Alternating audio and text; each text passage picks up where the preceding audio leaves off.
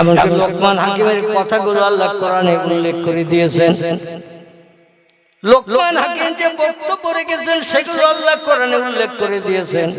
Wise ক্বালা লোকমানা ইয়া বুনাইয়া আকিমিস সালাতা ওয়া আমুর বিল মারুফ ওয়া নাহা আনিল মুনকার আসবির আলা মা আসাবাক ইন্না যালিকা মিন আজমিল উমুর। লোকমান হাকিম তার ছেলের উপদেশ দিয়েছেন। উপদেশের কথা আল্লাহর কাছে এত পছন্দনীয় হয়েছে, কোরআনের ভিতরেও সেটা কোট করে দিয়েছেন পৃথিবীর সব মুসলমানদের পড়ার জন্য। জোরে বলুন একটু সুবহানাল্লাহ। একজন ওলির নাম হযরত খিজির। আল্লাহ যারে দুনিয়ার সাগরের পানি পরিচালনার দায়িত্ব দিয়েছেন, জীবজন্তু সাগরে যা বাস করে পানিতে নদীতে সবগুলো পরিচালনার দায়িত্ব আল্লাহ খিজিরকে দিয়েছেন। তাফসীরে রুহুল বায়ান, তাফসীরে মাওজুল কোরআন, তাফসীরে বায়ানুল কোরআন, তাফসীরে বাইজাবি, তাফসীরে কাশফ, তাফসীরে জিলালুল কোরআন, তাফসীরে মারুফুল কোরআন, তাফসীরে ইবনে কাসির, এতগুলো তাফসীরের কিতাবের ভিতরে উল্লেখ করা আছে। আমি সেই তথ্যগুলো আপনাদের কাছে বর্ণনা করছি। আমার ভাইরা একজন ওলির নাম সেকেন্দার জুলকারনাইন। আল্লাহ তার লম্বা জীবনী কোরআনে কোট করে দিয়েছেন। কোরআনের ভিতরে একটি সূরা আছে, 114টি সূরার ভিতরে চ্যাপ্টার অধ্যায়ের ভিতরে একটি চ্যাপ্টারের নাম আল্লাহ পাক রব্বুল আলামিন কোরআনের পাকের ভিতরে ঘোষণা করে দিয়ে দিয়েছেন যে চ্যাপ্টারের ভিতরে আল্লাহ পাক রব্বুল আলামিন 7জন ওলির জীবনী কোরআনে কোট করে দিয়ে দিয়েছেন। সূরাটির নাম হলো সূরাতুল কাহাফ। কি নাম বললাম? সূরা কাহাফ। এর ভিতরে 7জন ওলির জীবনী আল্লাহ কোট করেছেন। লোকমান হাকিমের জীবনী কোট করেছেন, এমন কোন খিজিরের জীবনী কোট করেছেন, সেকেন্দার জুলকারনাইনের জীবনী আল্লাহ কোট করেছেন। আরো অনেক ওলিদের কথা, মুসানবী জামানার ওলির কথাও আছে। এখন এই ওলিরা আর নবীরা এই দুটি দলের মানুষ হলো পৃথিবীতে আল্লাহর আপন।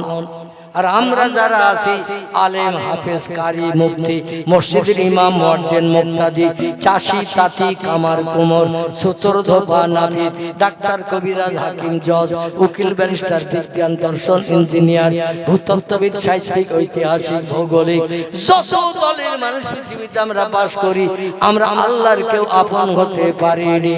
আল্লাহর আপন হয়েছে পৃথিবীতে দুটি দলের মানুষ।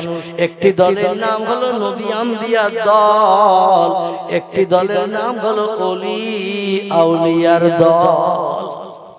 বোঝা গেল?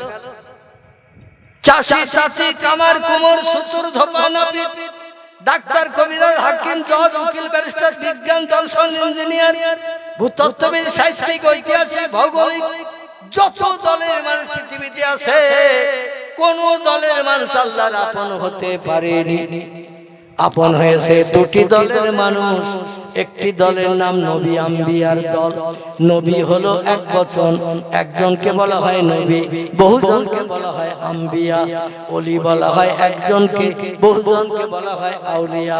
আল্লাহ কোরআনেও তথ্য কোট করে দিয়েছেন, আলা ইন্না আউলিয়া আল্লাহ লা খাউফুন আলাইহিম ওয়ালা হুম ইয়াহজানুন।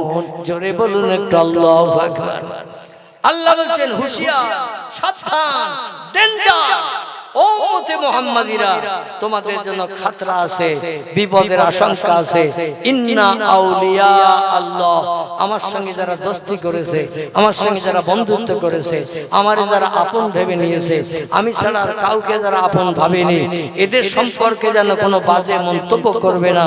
কারণ লা খাউফুন আলাইহিম, আমার ওলিদের বিপদে মুসিবতে কোনো ভয় নাই। ওয়ালা হুম ইয়াহজানুন, রাতের আধারে ঘুম কামাই করে আগামী দিনে চিন্তা করার দরকার নাই। আমি আল্লাহ তাদের সব সমস্যার সমাধান করি। জোরে বলুন একটু সুবহানাল্লাহ। আসুন এবার আমি দুটো তথ্য দেব, দিয়ে বক্তৃতার ইতি টানবো। একটা নবীর কথা বলবো, একটা ওলির কথা বলবো।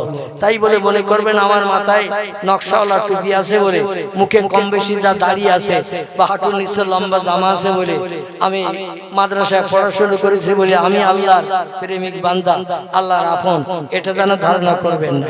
কারণ আলেমেরা আল্লাহর আপন হতে পারে না, কারীরা হতে পারে না, মুফতিরা হতে পারে না, মসজিদের মুয়াজ্জিন হতে পারে না, ইমাম ইমাম হতে পারে না, মুক্তাদি হতে পারে না।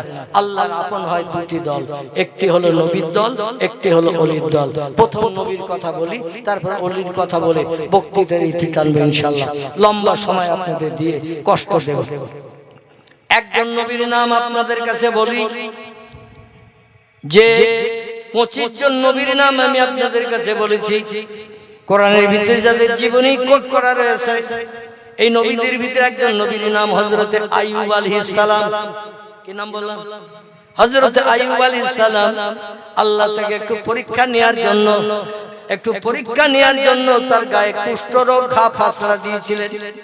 লম্বা ঘটনা কোরআনে বর্ণনা করা হয়েছে, অত লম্বা আলোচনা করব না, আপনারা সময় দিতে পারবেন না।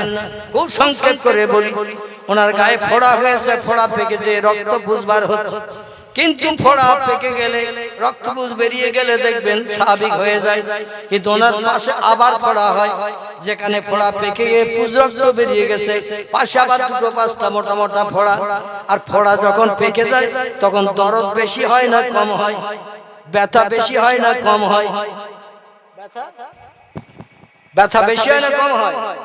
চুয়া চুরা দিগার দে আউর দিগার দিগারে আজুহালা নামানাত কারার। শেখ সাদী রাহমাতুল্লাহ আলাইহি কিতাবে লিপিবদ্ধ করেছেন, শরীরে কোন জায়গায় যদি একটা ফোড়া হয়, সারা শরীর ওই ফোড়ার ব্যথা কোথায় অনুভব করতে পারে না। পায়ে যদি একটা কাটা ফোটে কোথাও, আর কাটাটা যদি বার করা না হয়, ওখানে দরদ ব্যথা হবে না? হবে না? সারা শরীর বুঝতে পারে কিনা কোন জায়গায় কাটা ফোটা ব্যথা আছে। ওই রকমের গায়ে একটা করে ফোড়া 5.5টা করে হয়, আর রক্ত পুষবার হতে হতে দগদগে ঘা হয়ে গেল। আর এই ঘা হওয়ার কারণে গোশতগুলো পচে যে এবার পোকা তৈরি হলো। একটা গরু যদি মারা যায়, মহিষ যদি মারা যায়, ছাগল যদি মারা যায়, আমরা খেতে পারবো? আমরা খেতে পারবো?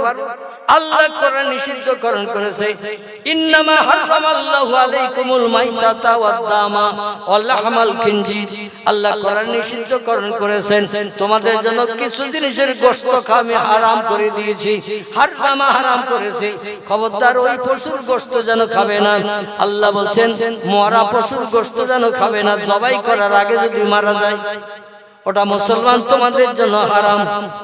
2 নম্বর, প্রবাহিত রক্ত কোথাও ফ্র্যাকচার হয়েছে, কেটে গেছে, গালে দিয়ে চুষে আপনি খেতে পারবেন না।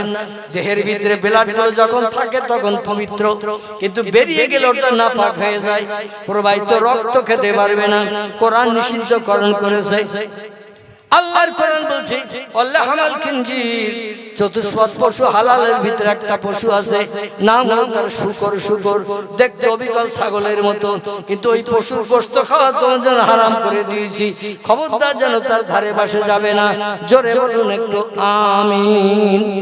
আর মানুষের গায়ের গোশত যদি পচে যায়, পচে গেলে ওই গোশত পচে পোকা হয় না? হয় না? গোশত পচে গেলে পোকা হয়। 2 দিন 4 দিন যদি গরু একটা মারা যায়, কোথাও বাইরে ফেলে রেখে আসেন, যদি শকুন না আসে, কাকচিল না আসে, কুকুর কিংবা শিয়ালেরা যদি না খায়, ও দেখবেন গোশত পচে পোকা হয় না? হয় না? ওই রকম পোকা বিড়বিড় করে আইয়ুব নবীর গা দিয়ে বার হতে শুরু করলো। যিনি ছিলেন বাদশা, তিনি ছিলেন নবী, আবার বিশাল রাজকীয় সরঞ্জাম আল্লাহ তারে দিয়েছিলেন, ধনী তারে বানিয়ে দিয়েছিলেন। তার স্ত্রী ছিল 4টি। কটি?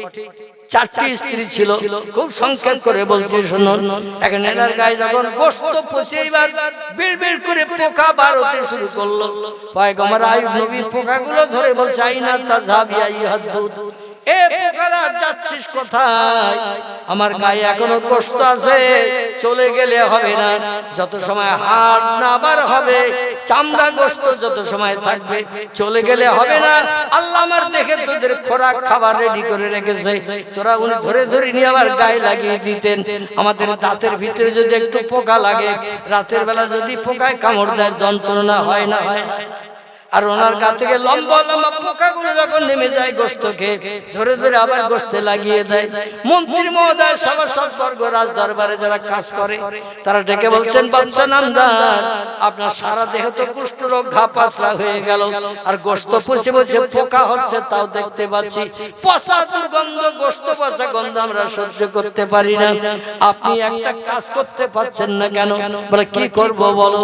বলে আপনার ওই গায়ে যে ঘা পাতলা হয়েছে, রক্ত হয়তো পয়জন হয়েছে, যার কারণে বারবার ঘা পাতলা ফোড়া ঠেলে ঠেলে উঠছে আর পেকে যাচ্ছে, আবার পাশে আবার হচ্ছে। আপনি একটু ওষুধ দাওয়াই ব্যবহার করুন, হাকিম ডাকুন, কবিরাজ ডাকুন, ওষুধ ব্যবহার করুন যাতে আর নতুন করে ফোড়া না হয়। আয়ুব নবী কেমন পাক্কা ইমানদার, 24 ক্যারেট সোনা মার্কা ছিলেন। নবীরা ছিলেন 24 ক্যারেট সোনা মার্কা ইমানদার। আর আমরা কত মার্কা? আমাদের সোনার ভিতরে আর সোনা নাই, বরং শুধু তামা দিয়ে খাদ দিয়েই ভরা। পয়গম্বর আয়াত বললেন, আল্লাহ দিয়েছে ঘা, আল্লাহ সারিয়ে দেবে। আমি কোন কবিরাজ হাকিম বৈদ্য ডেকে ওষুধ ব্যবহার করব না। জোরে বলা যাবে কে কে সুবহানাল্লাহ?